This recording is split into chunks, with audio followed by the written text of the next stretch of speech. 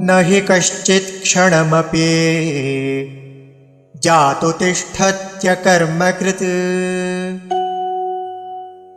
कार्यते ह्यवशः कर्म सर्वः प्रकृतिजैर्गुणैः।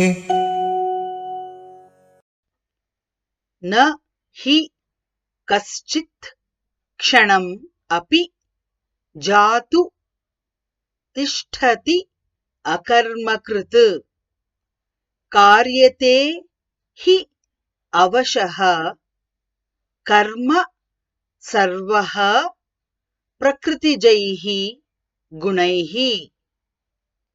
न हि कश्चित् क्षणमपि जातु तिष्ठत्य कर्मकृत्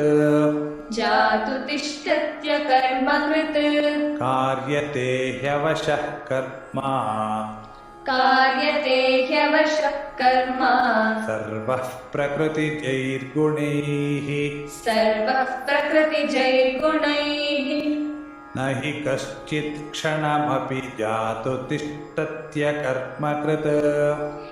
हि कश्चित् क्षणमपि जातु तिष्ठत्य कर्मकृत् कार्यते ह्यवशः कर्म सर्वः प्रकृतिजैर्गुणैः।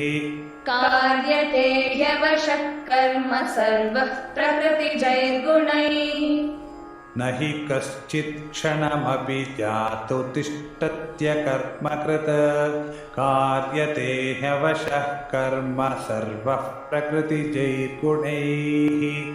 न हि कश्चित् क्षणमपि जातु तिष्ठत्य कर्मकृत् कार्यते ह्यवशः कर्म सर्वः प्रकृतिजैर्गुणैः।